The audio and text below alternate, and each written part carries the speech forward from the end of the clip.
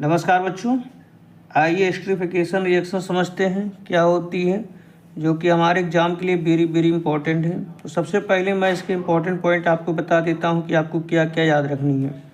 तो एस्टरीफिकेशन में सबसे पहले आपको याद रखना है कि इसमें एस्टर बनता है।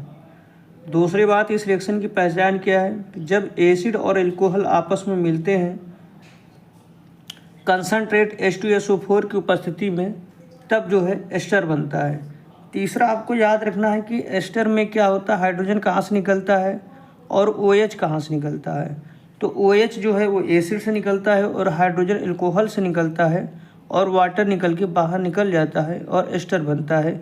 यही एस्टरीफिकेशन रिएक्शन है, इतना ही आपको याद रखनी है।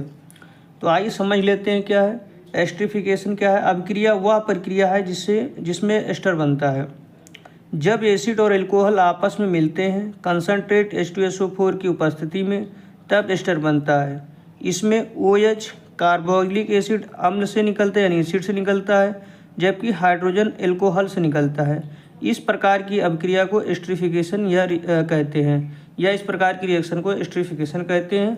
तो आइए समझते हैं क्या है। आप देखिए, ये एसिटिक एसिड है, ये इथाइल एल्कोहल है, कंसनट्रेट H2SO4 की उपस्थिति लिया जा रहा है। तो इसमें सबसे पहले आपको सिंपल याद रखना है कि एसिड का OH लीजिए और हाइड्रोजन का H निकालिए, और क्या हुआ, तो जब H2O, तो H2O बाहर निकल जाएगा, H2O बाहर निकल जाएगा।